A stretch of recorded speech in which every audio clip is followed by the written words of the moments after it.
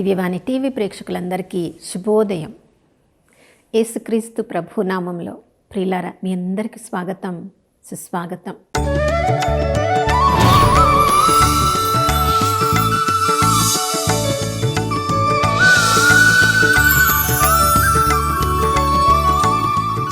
గడిచిన కాలమంతా కంటికి రెప్పలా కాచుకున్న ఆ దేవాతి దేవునికి పూర్ణ హృదయంతో, పూర్ణ ఆత్మతో, పూర్ణ శక్తితో వందనాలు తెలియచేద్దాం. నమ్మదగిన దేవుడు, విశ్వసనీయుడు, గడిచిన సంవత్సరం అంతా మనల్ని కాచి కాపాడిన దేవుడు ఈ నూతన సంవత్సరంలో కూడా మనం ఊహించిన దానికంటే, కోరుకున్న దానికంటే ఎక్కువ ఆశీర్వాదములతో మనకి సిద్ధంగా అన్నిటిని ఉంచిన ఆ దేవాతి దేవుని మీద మన నమ్మకాన్ని ఉంచుదాం. విజయవంతంగా ఈ సంవత్సరం అంతా జీవించుదాం. మొట్టమొదట మీ అందరికీ కూడా నూతన సంవత్సర శుభాకాంక్షలు.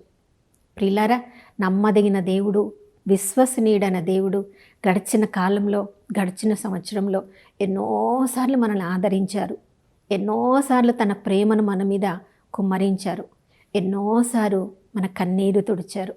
ఎన్నో ఊహించని ఆశీర్వాదములను సరి అయిన సమయంలో ఆ ప్రభు మన మీద, వ్యక్తిగతంగా మన వ్యక్తిగత జీవితాల మీద, మన కుటుంబాల మీద కుమ్మరించారు. కాబట్టే ఈ నూతన సంవత్సరంలోనికి మనం అడుగు పెట్టగలిగినాము. ప్రియులారా, గత కాలమంతా కాచి కాపాడిన ఆ దేవానికి వందనాలు చెప్తూ ఒకవైపు, మరొక వైపు నూతన సంవత్సరంలో ఆ ప్రభు మన జీవితాన్ని ఎలా ఉండాలని కోరుతున్నారో దాని కొరకు ఈ రోజంతా కూడా సంసిద్ధపడదాం. ప్రియులారా, ఇశ్రాయేలు ప్రజలు ఐగుప్తు దాసత్వంలో చాలా కాలం ఉన్నప్పుడు నిర్గమకాండం 2వ అధ్యాయంలో ప్రభు చెప్తున్నారు, వాళ్ళ కన్నీరు నేను చూశాను, వారు పడిన బాధలు కళ్ళతో నేను చూశాను, వారు పడుతున్న వేదనలు, ఆక్రందనలు, ఆ కన్నీటి కథలు నా చెవిలో పడ్డాయి. నేను వారికి విముక్తి కలిగించాలని అనుకుంటున్నాను అని మోషే ప్రవక్తతో ఆయన చెప్తున్నాడు. నీవు నాతో సహవాసం చేస్తావా? నువ్వు నాతో సహపరివారికుడిగా ఉండి నాతో కలిసి వారికి విడుదలను కలిగిస్తావా అని మోషేతో అడిగి వారిని దాసత్వం నుండి పాలు తేనెలు జాలువారే ప్రాంతానికి నడిపించిన దేవుడు. నా ప్రియ సహోదరుడా, సహోదరి, నాయన యేసుక్రీస్తు ప్రభుల వారు పరలోకపు తండ్రి చిత్త ప్రకారం నిత్య జీవం అనే ఆ కనాను ప్రాంతానికి, పాలు తేనెలు ప్రాంతానికి, సర్వశక్తిమంతుడు జీవించే ఆ స్థలములోనికి మనల్ని నడిపించడానికి మన ప్రభువు సిద్ధంగా ఉన్నారు. దాని కొరకు మనల్ని మనం కూడా సిద్ధపరచుకుందాం. ప్రియులారా, ఈ నూతన సంవత్సరంలో ప్రభు మనల్ని కోరుకునేది, ఒక్కసారి ఆ దాసత్వం అనే కాడి మీ నుండి తొలగింపబడినప్పుడు మరలా ఆ కాడిని మీ మీదికి మీరు తీసుకొని రాకుండా ఈ నూతన సంవత్సరంలో ప్రయత్నించాలి.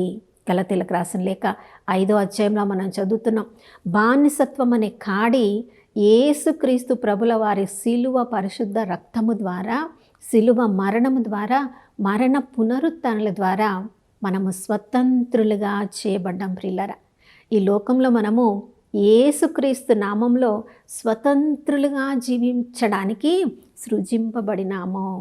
ఆ ప్రభు వలె అధికారంతో ఉండడానికి, పరిపాలనము చేయడానికి సృజింపబడ్డాము. కాబట్టి ఈ నూతన సంవత్సరంలో మనం ఒక వాగ్దానాన్ని తీసుకుందాం. ప్రభా, ఇక నుండి ఏ లోక ఆశలకు అనే బంధనాలలోనికి, అనే కాడిని నేను మరొక్కసారి ఎత్తుకోకుండా స్వతంత్రుడిగా క్రీస్తు అనుగ్రహించిన శక్తి ద్వారా నేను స్వతంత్రంగా నా ఆత్మలో జీవిస్తాను. అదేవిధంగా నా సాక్షిభూతం ద్వారా ఎంతోమందికి ప్రభువులో ఎలా ఐక్యమైనప్పుడు ఆయన ఇచ్చిన వాక్యం ద్వారా స్వతంత్రులుగా ఎలా జీవించాలో నా జీవితం ద్వారా ఇతరులకు నేను సాక్ష్యంగా ఉంటానని ప్రియులారా, ఈరోజు మనము మాట తీసుకోవాలి. పరలోకపు తండ్రి మోషే ద్వారా వారికి దాసత్వం నుంచి విడుదలను కలిగించిన తర్వాత ద్వితీయోపదేశకాండం 1వ అధ్యాయం 5-6 వచనాల నుంచి మనం చదువుతున్నాం. ఆ హోరేబు కొండ దగ్గర వాళ్ళు చాలా కాలం ఉన్నారు. హోరేబు కొండ దగ్గర చాలా కాలం ఉన్న కాలంలో వారు ఏం చేస్తున్నారు?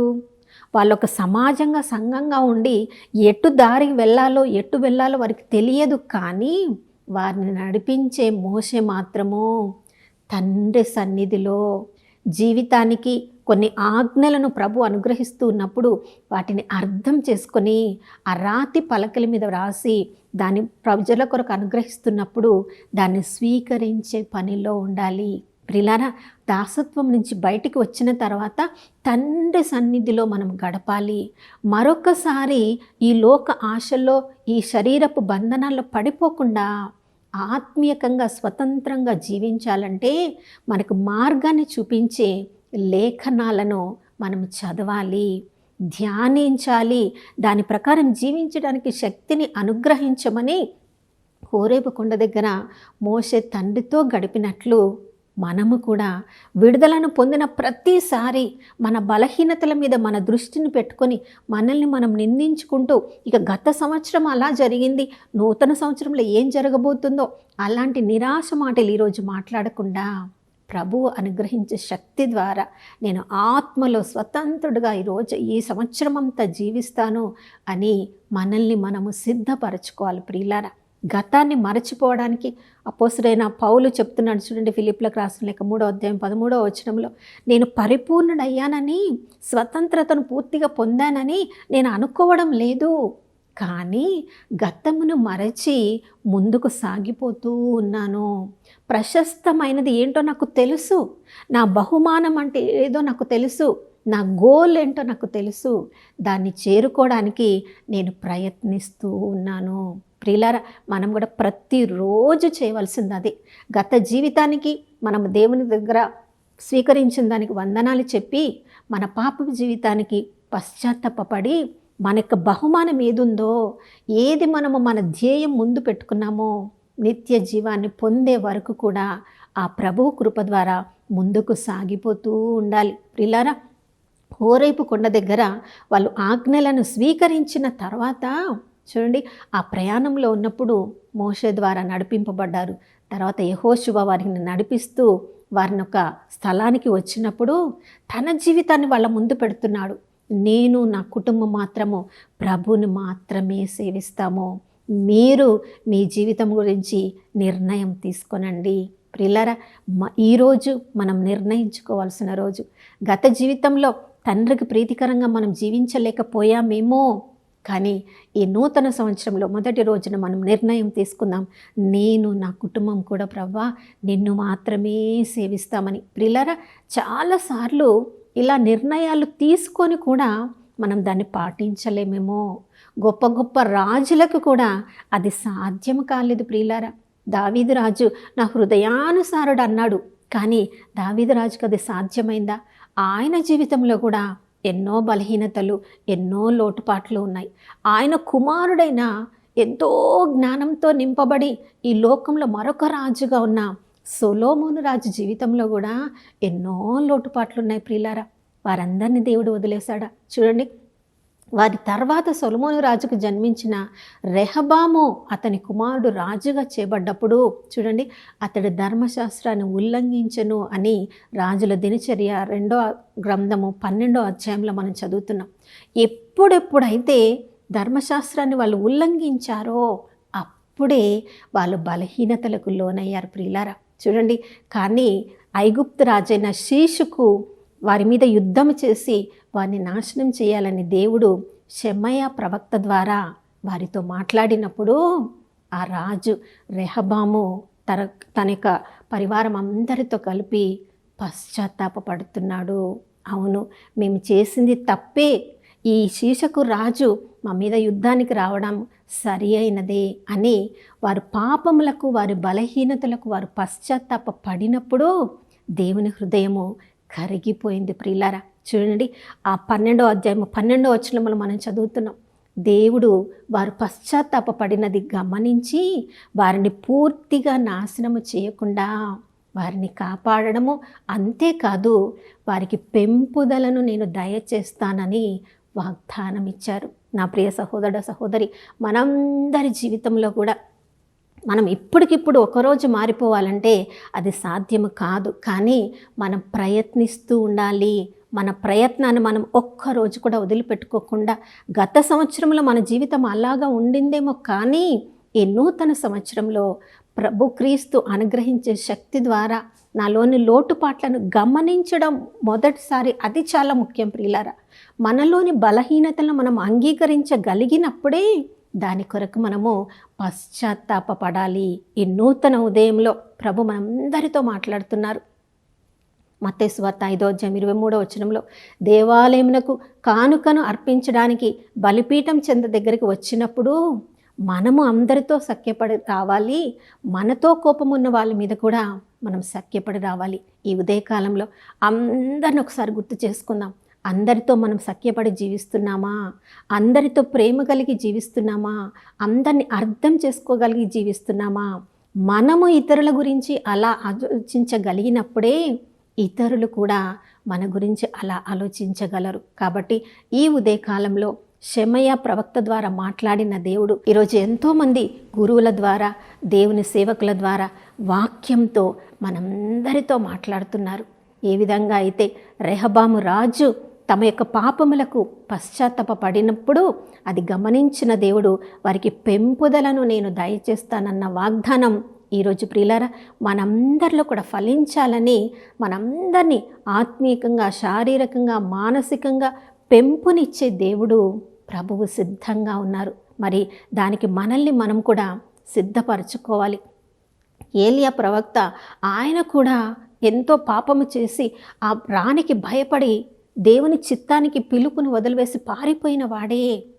ఏలియా ప్రవక్తను వదలని దేవుడు నీవు ప్రవక్తలను అభిషేకించాలి, రాజులను అభిషేకించాలి అని అతని పిలుపును మరొకసారి గుర్తు చేసి, చూడండి ప్రియులారా, అగ్ని రథములో పరలోకానికి తీసుకొని పోబడ్డ గొప్ప ప్రవక్తకు పెంపును ఇచ్చిన దేవుడు నీ జీవితంలో, నా జీవితంలో ఈ నూతన సంవత్సరంలో అన్ని విధాలుగా మనకి పెంపునివ్వాలని ఆశపడుతున్నారు. కాబట్టి ఈ నూతన సంవత్సరంలో ప్రతిరోజు ప్రభువు నుండి పెంపును పొందడానికి మనల్ని మనం సిద్ధపరచుకుందాం. అలాంటి అభిషేకం దయచేయమని ప్రార్థించుకుందాం. నాతో కలిసి ప్రార్థించండి. కృపాసక్తి సంపూర్ణుడైన దేవానికి స్తోత్రములు తండ్రి. సృష్టికర్త అయిన దేవానికి స్తోత్రం. సర్వశక్తిమంతుడవు ఎల్ షడాయ్ దేవుడవైన దేవా నీకు స్తోత్రం. నేను ఎల్లప్పుడూ నీతో ఉంటానని ఇమ్మానుయేలుగా ఈ లోకంలో జన్మించిన తండ్రి నీకు స్తోత్రం. ప్రభా, గడిచిన కాలమంతా కాపాడిన తండ్రి, ఈ నూతన సంవత్సరంలో ప్రభా మమ్మల్ని అందరినీ కూడా సజీవుల లెక్కలో ఉంచావయ్యా, నీకు స్తోత్రం. అయ్యా, మా పాత జీవితాన్ని మేము వదిలివేసి తండ్రి నాయన నూతన సంవత్సరంలో నూతన ఆశీర్వాదములకు నాయన మేము తగినట్లుగా జీవించడానికి మా కృపను అనుగ్రహించండి. మా పాత జీవితం మీద మా దృష్టిని పెట్టకుండా ప్రభా, ప్రతిరోజు నూతన సృష్టిగా నూతన కృపతో మమ్మల్ని ఆదరిస్తున్నావని నాయన వాగ్దానాల మీద దృష్టిని పెట్టి ఇది అనుకూల సమయము, ఇది రక్షణ దినము నాయన ప్రభా అని మేము గ్రహించడానికి కృపను అనుగ్రహించండి. ఈ సంవత్సరం అంతా మీ అభిషేకంలో జీవించడానికి మమ్మల్ని అందరినీ కూడా ప్రతి ఉదయము మీ వైపు ఆకర్షించుకొనండి ప్రభా. నాయనా, మా జీవితంలో నీవిచ్చే పెంపును ప్రతిరోజు మేము గుర్తించి దానికి రాయన మీకు కృతజ్ఞత వందనములతో కలిగిన హృదయాన్ని కలిగి ఉండడానికి మాకు కృపను అనుగ్రహించమని ప్రార్థిస్తున్నాం. యేసుక్రీస్తు పరిశుద్ధ నామంలో ఈ నూతన సంవత్సరంలో ప్రతిరోజును పెంపును మేము స్వీకరించుకుంటూ తండ్రికి మీకు వందనాలు తెలియజేస్తున్నాం తండ్రి. ఆమేన్. అవును ప్రియులారా, ప్రభువు నీ జీవితంలో నూతన కార్యము తక్షణమే జరుగును, ఇక ఆలస్యము కాదు. ప్రభు మన కొరకు ఏ ఆశీర్వాదములను సిద్ధం చేసి పెట్టారో వాటన్నిటిని కూడా మనందరి కొరకు మీరు విశ్వాసంతో మీరు స్వీకరిస్తే అది మీ వశం అవుతుంది అంటున్నారు. కాబట్టి ఆ పెంపునిచ్చే దేవుని కృపలో ఈ సంవత్సరం అంతా సాక్షిభూత జీవితంతో ఆనందంగా జీవించుదాం. మరొకసారి మీ అందరికీ నూతన సంవత్సర శుభాకాంక్షలు. మరొక నూతన శుభోదయంలో మనం అందరం కలుసుకునే వరకు దివ్యవాణి టీవీని వీక్షిస్తూ ఉందాం. ఇమ్మానుయేలు, దేవుడు మనతో ఉన్నారు.